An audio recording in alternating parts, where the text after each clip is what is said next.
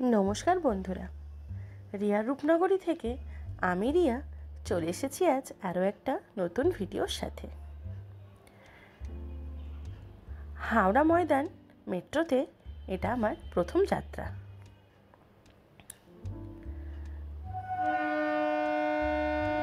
পৌঁছে গেলাম হাওড়া স্টেশন। এবারের গন্তব্য পুরী। শুনেছি জগন্নাথ দেব না চাইলে তার দেখা নাকি সহজে পাওয়া যায় না। আমাদের এই সময়টা পুরী যাওয়ার কোনো প্ল্যানিংই ছিল না, কিন্তু বাড়ির সবাই যাওয়াতে হঠাৎ করেই আমাদের প্রোগ্রাম ফিক্স হয়ে গেল। তৎকালে টিকিট কেটে চললাম পুরীর উদ্দেশ্যে। হাওড়া থেকে রাত 10:25 হাওড়া পুরী সুপারফাস্ট এক্সপ্রেসেই ছিল বুকিং আমাদের। প্রচণ্ড বৃষ্টি হচ্ছিল।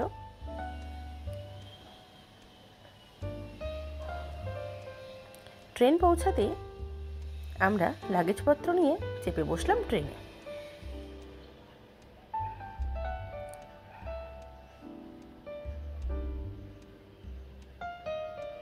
সকাল 7টার মধ্যে আমরা পৌঁছে গেলাম পুরী স্টেশন।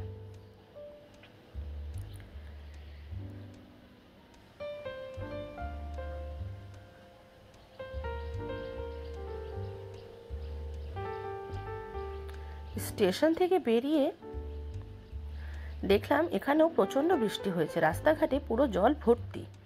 এখান থেকে একটা অটো রিজার্ভ করে আমরা চললাম হোটেলের উদ্দেশ্যে। যেহেতু হঠাৎ করে প্রোগ্রাম, তাই আমরা সমুদ্রের কাছাকাছি কোনো হোটেল পেলাম না।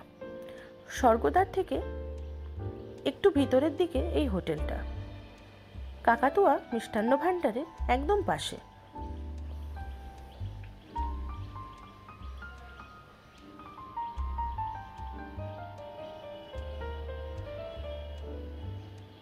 এই হোটেলের সামনে দিয়ে যে রাস্তাটি, সেই রাস্তাটি সোজা চলেছে স্বর্গদ্বারের দিকে।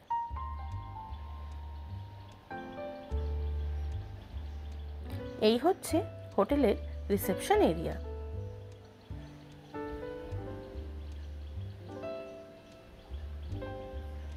আছে একটা সুন্দর অ্যাকোয়ারিয়াম। চেক ইন ফর্মালিটি পুরো করে আমরা পৌঁছে গেলাম রুমে। রুমটা বেশ বড়সড়। আমার মনে হলো হোটেলটা একটু পুরনো দিনের, মানে অনেক দিন আগেকার, কারণ এখনকার নতুন হোটেলগুলোর রুম এতটা বড় হয় না।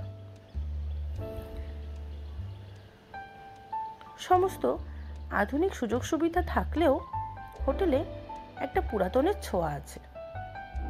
এই হচ্ছে হোটেলের ডাইনিং এরিয়া। আমরা এখানে ব্রেকফাস্ট সেরে ফ্রেশ হয়ে বেরিয়ে পড়লাম পুরীর লোকাল সাইট সিনের উদ্দেশ্যে। আমরা যতবারই পুরী আসি,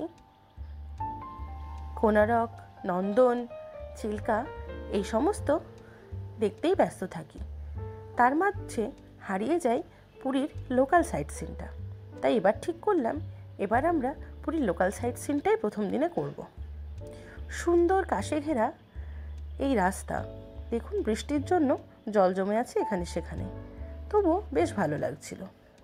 আমরা পৌঁছে গেলাম গুপ্ত বৃন্দাবন।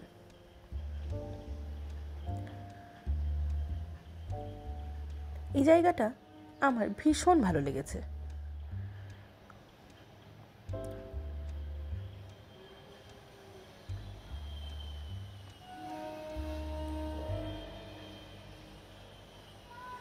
ভিতরে ঢুকতেই জগন্নাথ দেবের এই অপরূপ রূপ দেখেই মুগ্ধ হয়ে গেলাম আমরা। চারিদিকটা খুব সুন্দর করে সাজানো।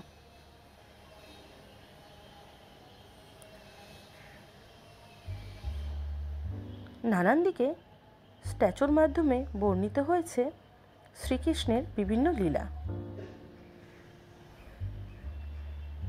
অনেকটাই টাইম লাগে এই পুরো বৃন্দাবনটা ঘুরে দেখতে, তাই এখানে আসলে অবশ্যই হাতে একটু টাইম নিয়ে আসবেন। আর পুরীর লোকাল সাইট সিন করলে এই স্পটটা একদমই কিন্তু স্কিপ করবেন না।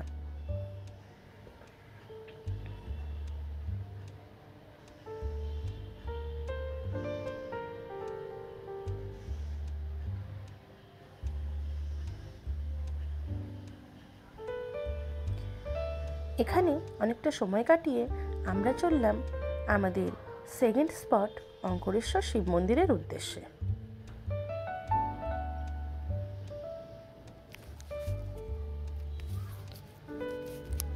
এই মন্দিরটিও ভীষণ সুন্দর।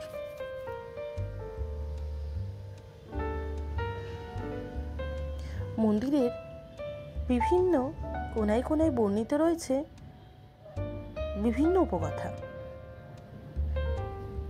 রয়েছে কোনো না কোনো পৌরাণিক কাহিনী।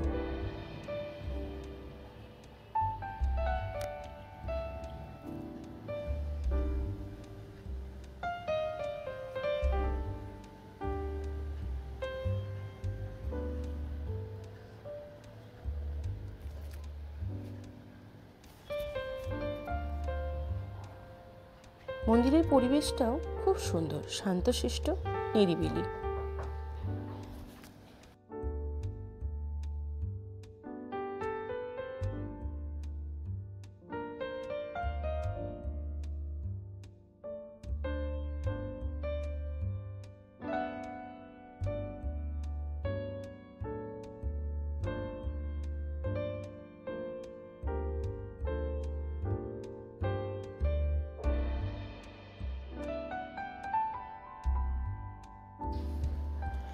এই মন্দিরের মেন আকর্ষণ হলো এখানে আছে 100টিরও বেশি শিবলিঙ্গ।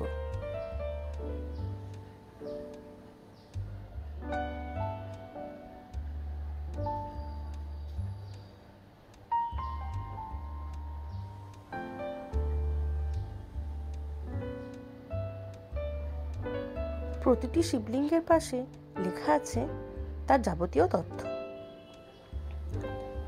তারপরে আমরা এসে দেখতে পেলাম এই পূর্ণ চাকা ঘোরানো হচ্ছে, তাই আমরাও একটু সেই পুণ্য অর্জন করতে রথের চাকা ঘুরিয়ে দিলাম। পৌঁছে গেলাম আমরা আমাদের পরবর্তী স্পট কুলদানন্দ ব্রহ্মচারীর আশ্রমে।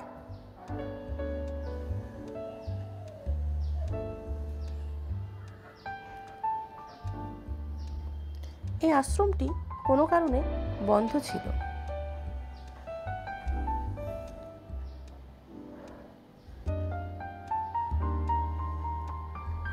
আশ্রমটিও খুব সুন্দর।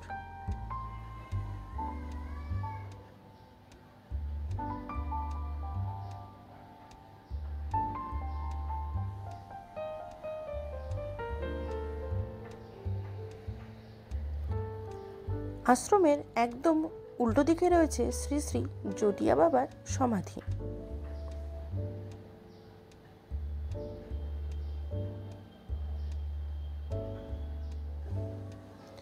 এই মন্দিরে ফটো তোলা নিষেধ ছিল, তাই আমি সাইড থেকে একটু ভিডিওগ্রাফি করলাম। এই মন্দিরটিও ভীষণ সুন্দর।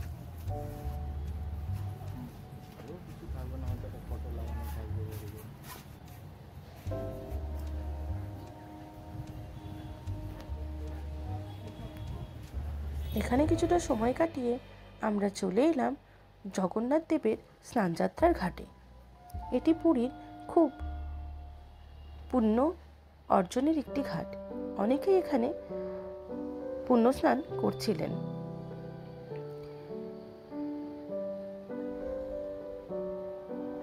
প্রতি বছর রথের সময় জগন্নাথ দেবের স্নানযাত্রা দিয়েই শুরু হয় পুরীর জগন্নাথ দেবের পুজো। তারপর আমরা চলে আসলাম জগন্নাথ দেবের মাসির বাড়িতে।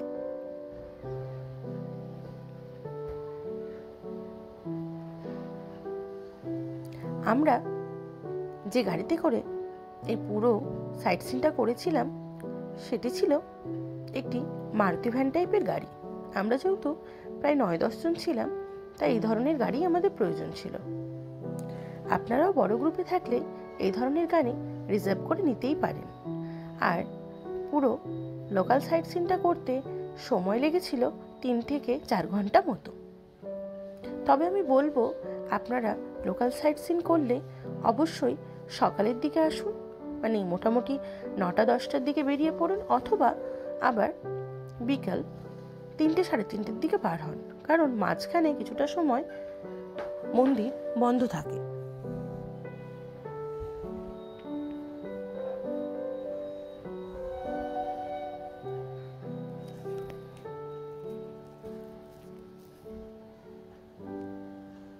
এখানে আমরা কিছুক্ষণ দাঁড়িয়ে দাঁড়িয়ে একটু স্ট্যাচু বানানো দেখলাম।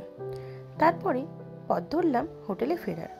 এই দুই ধারে সুন্দর কাশবনে ঘেরা এই মিঠো পথ কিন্তু খুব ভালো লাগছিল।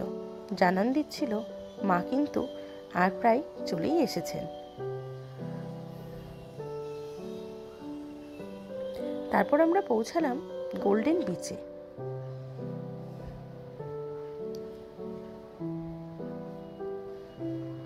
গোল্ডেন বিচের পাশেই আছে গোল্ডেন প্যালেস। আপনারা চাইলে এখানেও থাকতে পারেন। এখানে এন্ট্রি ফিস নিয়েছিল 20 টাকা করে। বিচটা খুবই সুন্দর করে সাজানো, পরিষ্কার পরিচ্ছন্ন। দুপাশে করা হয়েছে প্রচুর সিটিং অ্যারেঞ্জমেন্ট।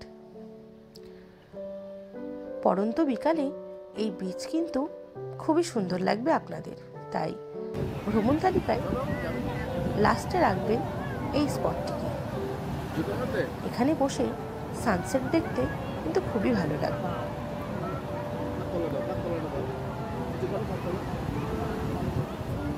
এশিয়ার ক্লিনেস্ট বিচ হিসাবে আখ্যা পেয়েছে এই গোল্ডেন বিচ।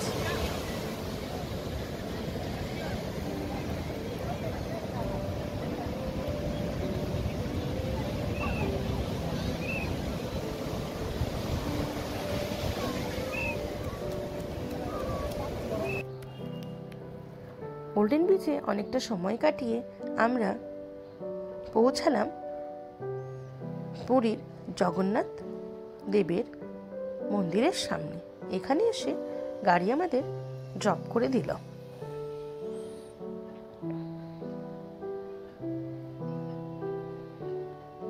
মন্দিরে প্রচুর দর্শনার্থীদের ভিড় ছিল।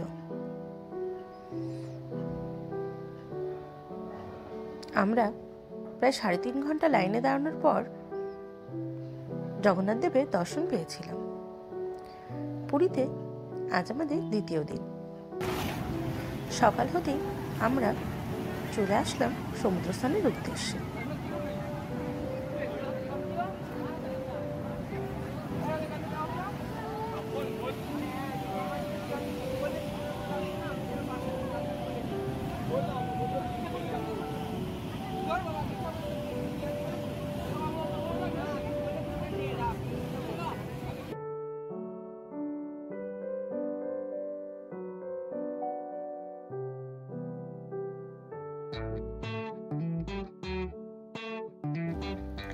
বিচে বসে বালি নিয়ে খেলতে আমাদের রিভুবাবু খুব ভালোবাসেন। তাই ওর কথা রাখতেই আমরা পুরী বিচে বা যে কোনো বিচে গেলেই অনেকটা সময় এভাবেই কাটাই। ভালোই লাগে।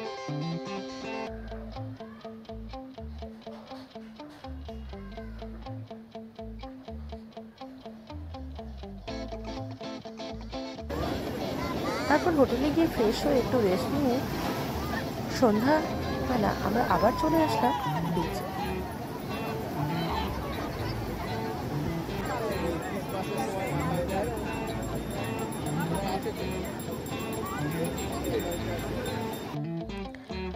তারপর ফিরে আসলাম হোটেলে।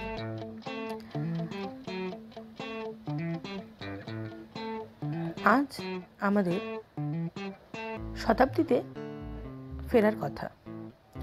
শতাব্দীর টাইম পুরী থেকে সকাল 5:25। তাই ভোর ভোর বেরিয়ে আমরা পৌঁছে গেলাম স্টেশনে। দেখলাম ট্রেন আগে থেকেই দাঁড়িয়ে আছে।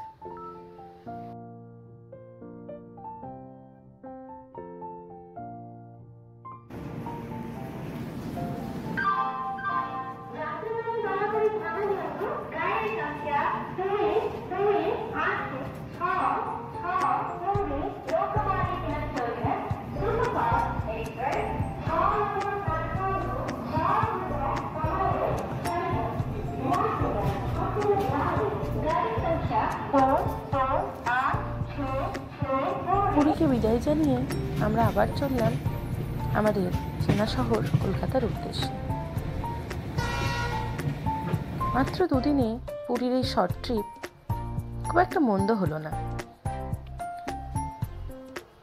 প্রচুর বৃষ্টিতে চারিদিকে নদী নালা জলে থই থই করছে, আর এর মধ্যেই মাঝে মাঝে চলে আসছে ব্রেকফাস্ট, চা।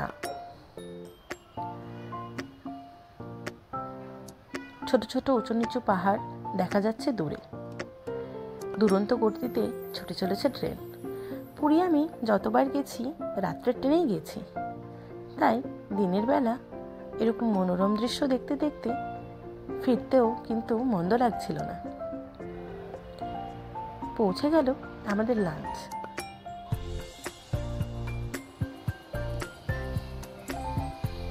তারপর 1:50 আমাদের ট্রেন পৌঁছে গেল হাওড়া স্টেশন।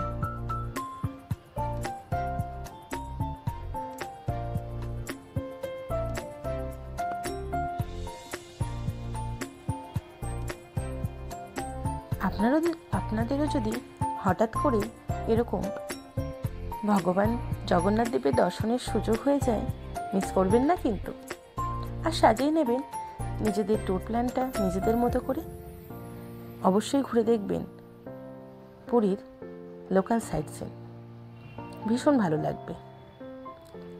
আজ তাহলে এই পর্যন্তই, দেখা হবে অন্য কোনো ভিডিওতে নতুন কোনো ঘটনার সাথে। ভালো থাকবেন। জয় জগন্নাথ।